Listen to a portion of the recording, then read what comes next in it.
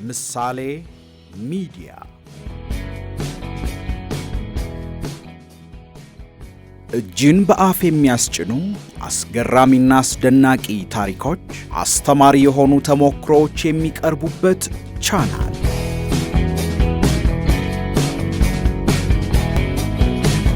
ምሳሌ ሚዲያ።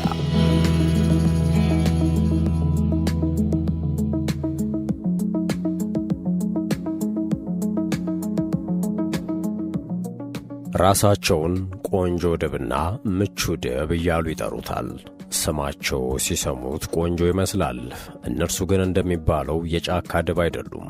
በምድራችን እጅግ የሚፈሩ የዲጂታል መረጃ አዳኞችና ጠላፊዎች ናቸው። እነሱም በታንክና በጦር አውሮፕላን የሌላ ሀገራትን ድንበር አያወድሙም። ሚሳኤልና ፈንጂም አያፈነዱም። የእነሱ የጦር መሳሪያ የኮምፒውተር ቁልፎችን መነካካት፣ የጦር ሜዳቸውም የኢሜይል መልእክት ሳጥኖች፣ የሀገራት ምርጫዎችና የዲሞክራሲ እንቅስቃሴዎች ናቸው። እነዚህ ጠላፊዎች ለሩሲያ ከባድ የስለላ ድርጅቶች በጨለማ ውስጥ የሚሰሩም ስውር ወታደሮች ናቸው። በቃ እነሱ በደረሱበትና ጥፋት በፈጸሙበት አካባቢ ሁሉ ትርምስና ግርግር ይፈጠራል። የቀድሞዋ የጀርመን ቻንስለር አንጌላ ሜርክል አፍንጫ ስር ገብተው የጀርመንን የፓርላማ ሚስጥርና ገመና የመነተፉ አደገኛ ጥላቢስ ማፊያዎች ናቸው። በፈረንጆቹ 2016 በተካሄደው የአሜሪካ ፕሬዝዳንታዊ ምርጫ ውስጥ ገብተው የዓለምን የፖለቲካ አየር ንብረት ለመበየን ጥረት አድርገዋል። ዛሬ ደግሞ ሩሲያ ከዩክሬን ጋር በምታደርገው ውስብስብ ጦርነት ውስጥ ከባድና የተጠላለፈ የሳይበር ውጊያ እያደረጉ ይገኛሉ። የእነሱ ተልእኮም ቀላል ግን እጅግ አስፈሪ ነው። መሰለል፣ መረጃ መመንተፍና ማውደም። የሚጠልፉት ኮምፒውተሮችን ሳይሆን እምነትን፣ የሚሰርቁትም መረጃ ሳይሆን የሀገራትንና የተቋማትን ሁለንተናዊ አቅም ነው። ዓለማችን እነዚህን የሩሲያ የዲጂታል ጦረኛ ድቦች ለማወቅና ለመፋለም ዛሬም ድረስ ከባድ ውጊያ ላይ ናት። ከማታየውና ከማታውቀው ጠላት ጋር እንዴት ትዋጋለህ የሚለው ግን አሁንም እንቆቅልሽ የሆነ ጥያቄ ሆኗል። ጤና ይስጥልን ውድ የቻናላችን ተከታታዮች፣ የዛሬው ዝግጅታችን በአንድ ከባድ ስውር ምስጢራዊና ጸጥታ የበዛበት ጦርነት ላይ ያተኩራል። ተዋናዮቹ የዓለምን የኃይል ሚዛን በማዛባትና እንደገና በመጻፍ የሚታወቁት ስውሮቹ የሩሲያው ፕሬዝዳንት ቭላዲሚር ፑቲን የሳይበር ወታደሮች ናቸው። በዚህ ዝግጅት ስለ ጸጥታ፣ ደህንነትና ፖለቲካ ብቻ ሳይሆን ስለ ግል የኢሜይል መልእክት ሳጥኖቻችን ያለንን እይታ የሚቀይሩ መረጃዎችንና ታሪኮችን ትሰማላችሁ። እንደተለመደው ቻናላችንን ላይክ፣ ሰብስክራይብና ሼር በማድረግ አብራችሁ እንድትቆዩ በአክብሮት እንጋብዛለን። መልካም ቆይታ።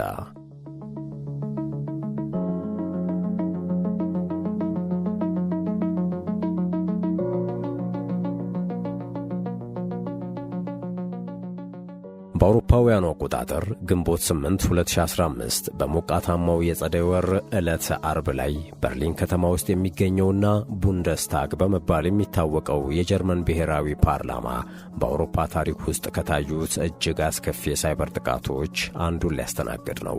በግዙፉ አሮጌ ሕንፃ ውስጥ የፓርላማ አባላት ረዳት የሆነችው ክላውዲያ ሃይት እንደ ወትሮ ሁሉ የዕለት ሥራዋን ለማከናወን ወንበርና ጠረጴዛዋን አስተካክላ ኮምፒውተሯ ላይ አፈጠጠች።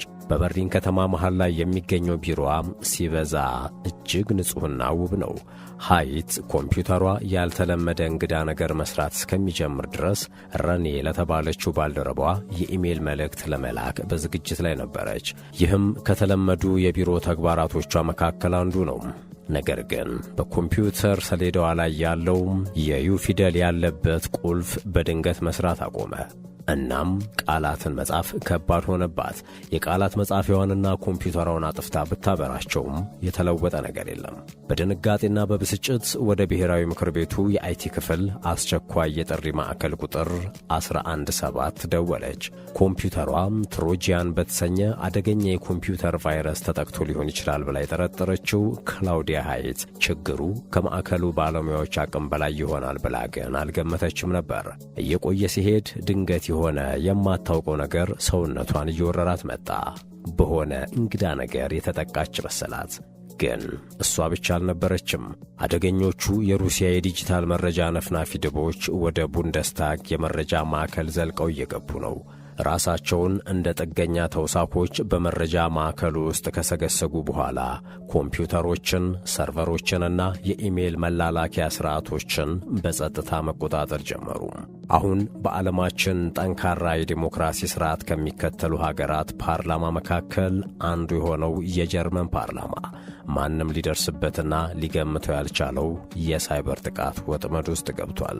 ውስብስብ ወጥመድ እንዴት እንደተጀመረ ለማወቅ ከአውሮፓውያኑ ግንቦት 8 2015 ተነስተን 8 ቀናትን ወደ ኋላ ስንመለስ ሚያዝያ 30 2015 ላይ እንደርሳለን።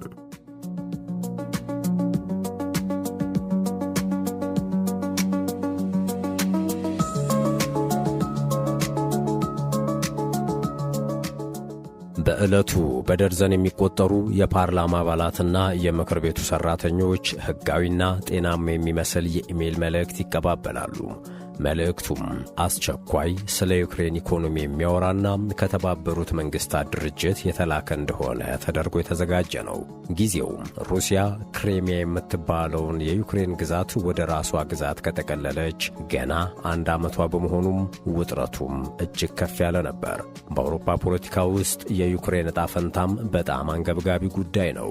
በዚህ የተነሳ ለፓርላማ አባላቱ መልእክቱ በጣም አስፈላጊ በመሆኑ ብቻ ሳይሆን የተባበሩት መንግሥታት ድርጅት በዚህ ጉዳይ ላይ የሚያስተላልፋቸውን መልእክቶች በአንክሮ መስማት ግድ ይላቸዋል። የጀርመን ፓርላማ አባላትም መልእክቱን ለመክፈት የኮምፒውተር ቁልፎቻቸውን ሳያመነቱ የነካኩት በዚህ ምክንያት ነው። ክላውዲያ ሃይትም የኮምፒውተር ቁልፎችን መነካካት ጀመረች። በዚህ የተነሳ የቡንደስታግ የመረጃ ገመና በሰፊው ተከፈተ ብቻ ሳይሆን ወና ሆነ። አደገኛው የኮምፒውተር ፕሮግራም በምክር ቤቱ የመረጃና ሚስጥር ማዕከል ውስጥ በጸጥታ ራሱን አንሰራፋ። ምንም የሚታይ ነገር ወይም የማስጠንቀቂያ መልእክት አይታይም ነበረ እና ጉዳዩን መከታተል የሚያስችል አቅምም አልነበረም። በሰከንዶቹ ውስጥ መረጃ ጠላፊዎቹ ወደ ቡንደስታግ የኮምፒውተር ስርዓቶች ገብተዋል። በዲጂታል ዓለም ውስጥ የልዩ መብት ባለቤት የሆነውን የዲጂታል አድሚን ወይም አስተዳዳሪውን መብት መንጠቅ ደግሞ ግልጽ የሆነው ግባቸው ነበር። በዚህ ቁልፍ አማካኝነት የትም ቦታ መሄድ፣ ሁሉንም ነገር ማየትና ማንኛውንም ነገር መቀየር ይችላሉና። ይህ የሩሲያ ዲጂታል ድቦች ዘመቻም በዘመናዊ ታሪክ ውስጥ በጣም ስኬታማ ከሆኑት የሳይበር ጥቃቶች አንዱ ቢሆንም ሂደቱ ግን ገና መጀመሩ ነው። አንድ ጊዜ ወደ ዲጂታል መረጃ ማዕከሉ ሰርገው ከገቡ በኋላ የመረጃ ጠላፊዎቹ ወሳኝ መረጃዎችን ለማግኘት ከአንዱ ኮምፒውተር ወደ ሌላኛው ኮምፒውተር መራወጥ ጀመሩ። ትኩረታቸው ተራ መረጃዎች ወይም ሰነዶች አልነበረም። የእነሱ ፍላጎት ጀርመን አለኝ የምትለው እጅግ አደገኛ የፖለቲካ ሚስጥር ነው። ወዲያውኑ አሰሳቸውን አፋጥነው ወደ ጀርመን መራሄ መንግሥት አንጌላ ሜርክል ቢሮ ደረሱ። እዚህ እንደደረሱም መራሄ መንግሥት አንጌላ ሜርክል የተላላኳቸውን የኢሜል መልእክቶች የሚቀዱበትና ወደሚቆጣጠሩበት ሰርቨር ለመውሰድ የሚያስችላቸው VSC.exe የተሰኘ ዲጂታል መተግበሪያ አዘጋጁ። ነገር ግን አንዳንዴ አደገኛ ጠላፊ ይሳሳታልና ለፋይሉ የተሳሳተ መለያ ቁጥር ሰጡት። እናም የተፈለገውን መረጃ በትክክል ከመቅዳት ይልቅ ሌላ ያልተፈለገ ሰነድ ቅርጽ መፍጠር ጀመረ። በዚህ ምክንያት ምስጢራዊውን ሰነድ የማሳደር ተግባራቸው ለአፍታ ተስተጓጎለ። በጠላፊዎቹ ድብቅ የመቆጣጠሪያ ቢሮ ውስጥ ፍርሃትና ድንጋጤ ነገሰ። ሰዓቱ በጣም እየሮጠ ነው። ምናልባትም የሆነ አካል ተልእኮውን ከደረሰበት ሁሉም ነገር ይበላሻል።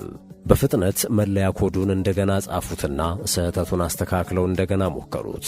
በዚህ ጊዜ ተልእኳቸው በትክክል ሠራ። የአንጌላ ሜርክል የግል ግንኙነቶችንና የኢሜል መልእክቶችን በሙሉ የግላቸው አደረጉ። አሁን ጀርመንና ገመኗ በሩሲያ የሳይበር ጦረኞች ገብተዋል። ነገር ግን እጅግ ፈጣን በሆነው ዘመቻቸው ውስጥ ስካራሙች የተሰኘ የኮምፒውተር ተጠቃሚ ስም የያዘ የጣት አሻራ ትተው ነበረ። ምናልባት ይህ አዲስ የተጠቃሚ መለያም መርማሪዎች የጥቃቱን ምንጭ ሊለዩ የሚችሉበት መረጃ እንዲያገኙ ሊያግዛቸው ይችላል። የሩሲያ ዲጂታል ድቦችም በጀርመን ሁለንተናዊ አቅሞች እምብርት ውስጥ ሰርገው ሲገቡ የትኛውም የጀርመን ምክር ቤት አባል ፍንጭ አልነበረውም። የቡንደስታግ ምክር ቤት አባላትና ሠራተኞች ከባዱን መርዶ ከፓርላማ ውስጥ ሳይሆን ከመገናኛ ብዙሃን ነበር የሰሙት። የጀርመን ፖለቲከኞችም ስለተፈጸመው አደገኛ የሳይበር ውርደት ከደህንነት ተቋማት ሳይሆን ከጋዜጦች ሰሙ። ጀርመን ቁጣና ድንጋጤን እንደ ሰደድ እሳት አስተናገደች።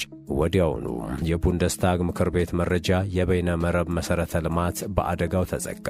ሁሉም የፓርላማው የመረጃ ሥርዓቶች በአንድ ጊዜ ተቆላለፉ። የፓርላማ አባላት የኢሜል መልእክቶችን፣ ሪፖርቶችንና ምስጢራዊነት ያላቸው ሰነዶችን ማግኘት አልቻሉም። አንዳንድ የምክር ቤት አባላት ኮምፒውተራቸው በክትትል ስር ሊሆኑ ይችላሉ በሚል ፍራቻ ማስታወሻዎችን በወረቀትና ስክሪፕቶ ብቻ መጻፍ ጀመሩ። መርማሪዎች የተፈጸመውን ጥቃት ለመቆጣጠር ለሳምንት ያክል ከባድ ትግል ሲያደርጉ ቆዩ። በመጨረሻም ኤክስ ታነል የተባለ ልክ እንደ መሬት ውስጥ ምስጢራዊ መተላለፊያ የሚያገለግልና ሰርጎ ገቦቹን በፈለጉት ጊዜ ወደ ጀርመን የበይነ መረብ ውስጥ የሚያስገባ አደገኛ የኮምፒውተር ፕሮግራም መኖሩን ደረሱበት። ፕሮግራሙም የተራቀቀ በቅጽበት የሚስፋፋና በሩሲያኛ ቋንቋ የተዘጋጀ ነበር። የተፈጠረው አደጋ በቁጥጥር ስር ውሎ የጀርመን ፓርላማና የጀርመን ፖለቲከኞች መረጋጋት ሲጀምሩ ጉዳዩ የመረጃ ምንተፋ ብቻ ሳይሆን ሩሲያ የከፈተችው የሳይበር ጦርነት መሆኑ እውነት ሆነ። ሀገረ ጀርመን ለመጀመሪያ ጊዜ የቭላዲሚር ፑቲን የዲጂታል መረጃ ጦረኞች በሳይበር ዓለም ዳርቻ ላይ ብቻ ሳይሆን በክትትል ውስጥ ገብተው መንሰራፋታቸውንም በራሷ ፓርላማ ውስጥ በፈጸሙት ተግባር አረጋገጠች። የሳይበር ጦረኞቹ ግን በዚህ አላቆሙም።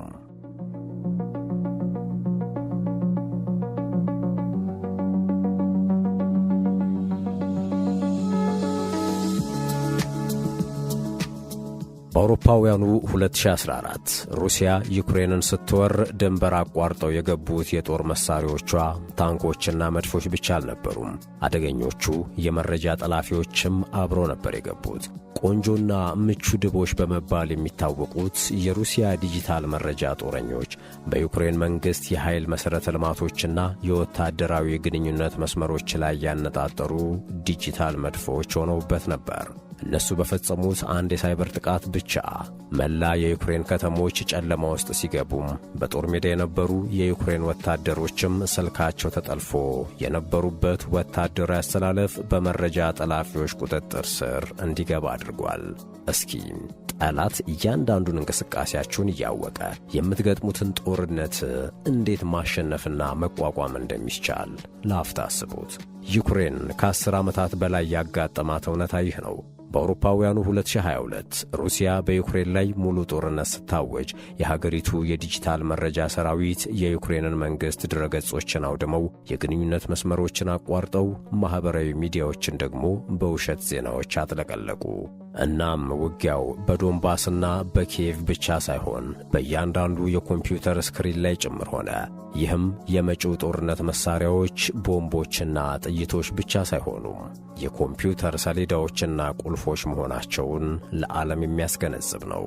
የቆንጆቹ ድቦች እንቅስቃሴ አውሮፓ ውስጥ አልቆመም። የጥፋት መረባቸውን በዓለም ዙሪያ እያስፋፉ ነው። በ2017ቱ የፈረንሳይ ፕሬዝዳንታዊ ምርጫ ተጠልፎ የነበረው የኢማኑኤል ማክሮን የምርጫ ቅስቀሳ ሂደትና ከዚያ በፊት በ2016ቱ የአሜሪካ ፕሬዝዳንታዊ ምርጫ በነበረው ትርምስ የሩሲያ ሳይበር ሰራዊት የማይደርስበት የዓለም ምስጢር ዳርቻ እንደሌለ አረጋግጧል። በኖርዌይ የመንግሥት ሚኒስትሮች ምስጢር ለእነዚሁ አደገኛ ጠላፊዎች ተጋላጭ ነበር። የ2020 የጃፓን ኦሎምፒክ አዘጋጆች የሳይበር ጥቃት ከበባ ውስጥ ገብተው እንደነበር አረጋግጠዋል። እነዚህ የሩሲያ የሳይበር ተዋጊዎች በአፍሪካና በእስያ የዲጂታል መሠረተ ልማቶች ውስጥ ሰርገው መግባታቸው ጭምር የተለያዩ ሪፖርቶች ያሳያሉ። አደገኞቹ የሩሲያ ዲጂታል ተዋጊዎች ስለ ጂኦግራፊያዊ ግዛት አይጨነቁም። የእነሱ መጫወቻ ሜዳ ኢንተርኔት ብቻ ነው። በእያንዳንዷ የጥቃት ስኬታቸው ውስጥ ሩሲያ የማትደርስበት ዓለም የለም የሚል አስፈሪ መልእክት ይልካሉ። ቆንጆ ወይንም ፋንሲ ድብ የሚባሉት የሳይበር ጦረኞች ጩኸታሞች፣ ጠበኞችና ግዴለሽ ሲሆኑ ምቹ ወይም ኮዚ ዲብ የሚባሉት መንትያዎቻቸው ደግሞ በተቃራኒው ዝምተኞች፣ የተሰላና ስውር ባህሪ ያላቸው ናቸው። ኮዚ ዲብ የተባለው የሩሲያ ሳይበር ጦረኛ በ2020 ከተፈጸመውና በታሪክ ከባድ አውዳሚ የሳይበር ጥቃት ተደርገው ከሚጠቀሱት የሳይበር ጥቃቶች መካከል አንዱ ከሆነው ሶላር ዊንድስ ወይም የፀሐይ ኃይል የሳይበር ጥቃት ጀርባ ነበሩ። የአሜሪካ መንግሥት ተቋማት፣ ዕውቅ የቴክኖሎጂ ካምፓኒዎችና በሺዎች የሚቆጠሩ ዓለም አቀፍ ድርጅቶች ውስጥ ሰርገው ገብተዋል። ኮዚ የተባለው የመረጃ ዲብ ለወራት ማንም ሳያውቀው በጸጥታ ሚስጥሮችን ሰብስቧል። ፋንሲ ዲቦች እንደሚያደርጉት ሁልጊዜ ያሉበትን ስፍራ አያሳውቁም። እነሱ የሚፈልጉት ትርምስ ሳይሆን መረጃ ነው። መረጃ አቅም በመሆኑም ሸረሪቶች ድራቸውን በትዕግሥት እንደሚያደሩት እነሱም መረጃን በትዕግሥት ይሰበስባሉ። ፋንሲና ኮዚ የተሰኙት የሩሲያ የሳይበር ተዋጊዎች ሲፈልጉ ፍጹም የሆነ ትርምስ፣ ጸጥታ፣ ጫጫታና ስውር እንቅስቃሴ ይፈጥራሉ። እነሱ የአንድ የሩሲያ ሳንቲም ሁለት ገጾች ናቸው። ይህ ሁሉ የሩሲያ የዲጂታል መረጃ ጦረኛ ዲቦች እንቅስቃሴ አንድ ጥያቄ ማስነሳቱ ግልጽ ነው። የማታውቀውንና የማታየውን ጠላት እንዴት መከላከል ትችላለህ? የሚል። አሜሪካ፣ አውሮፓ ኅብረትና ኔቶ በሩሲያ ላይ ማዕቀብ ጥለው የተወሰኑ ሰርጎ ገቦችን በመወንጀል ዲፕሎማቶችን ጭምር ከሥራ አባረዋል። የሳይበር ደህንነት ጥምረት እየተስፋፋና አገራት ከመቼውም ጊዜ በላይ የደህንነት መረጃዎችን እየተጋሩ ነው። አስገራሚው እውነት ግን ሀያላን ሀገሮች ጭምር አሁንም ለሳይበር ጦርነት አደጋ የተጋለጡ ናቸው። የሩሲያ የሳይበር ተዋጊዎች በቢሊዮን ዶላር የሚቆጠር የሚገዛ የጦር መሳሪያ ያስፈልጋቸውም። እነሱ የሚፈልጉት ደካማ የይለፍ ቃል፣ ያልዘመነ ሰርቨርና ግዴለሽ የኢሜል አጠቃቀም ብቻ ነው።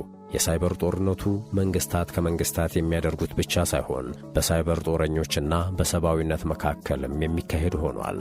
ሩሲያ ፋንሲ ቢርና ኮዚ ቢር ብላ የምትጠራቸው የዲጂታል ጦረኞች የሚጠፉና በቀላሉ የሚደረስባቸው አይደሉም። እንዲያውም አዲስ ነገር በተፈጠረ ቁጥር በፍጥነት እየተለማመዱና እየተማሩ በእያንዳንዱ ሴራና ተንኮል ውስጥ ይበልጥ አደገኛ እየሆኑ የሚሄዱ ናቸው። በዚህ ምክንያት ነው ዓለማችን አሁን ከመቼውም ጊዜ በላይ አሳሳቢ እውነታ ገጥሟታል በሚለው ሐሳብ ላይ ብዙዎች የሚስማሙት። ምናልባት የሚቀጥለው የዓለም ጦርነት የሚጀምረው በሚሳኤል ወይም በኒውክሌር ጦር መሳሪያ ሳይሆን በጣት በሚነካኩ የኮምፒውተር ቁልፎች ሊሆን ይችላል። በመሆኑም ሁላችንም ወደ ድረ ገጾች ስንገባ፣ በበይነ መረብ በሚኖረን ግንኙነትና መረጃዎቻችንን ስናጋራ በድንገት ለሚገጥመን የዲጂታል ጦርነት መዘጋጀታችንን እርግጠኛ መሆን አለብን። ምክንያቱም አሁን ሞስኮ ውስጥ ከሚገኝ ምድር ቤት ወይም ቅዱስ ፒተርስበርግ ከተማ ከሚገኘው የሩሲያ የሰርቨር ማዕከል ውስጥ የሩሲያ ድቦች እየተመለከቱ ሊሆን ይችላል። ዲጂታል የጦር ሜዳው በየቀኑና በየሰዓቱ በፍጥነት እየተስፋፋ ነው። እናም እንደ ዛሬው ታሪካችን ያሉ ያልተነገሩ ታሪኮችን ወደ እናንተ ማድረሳችን እንቀጥላለን።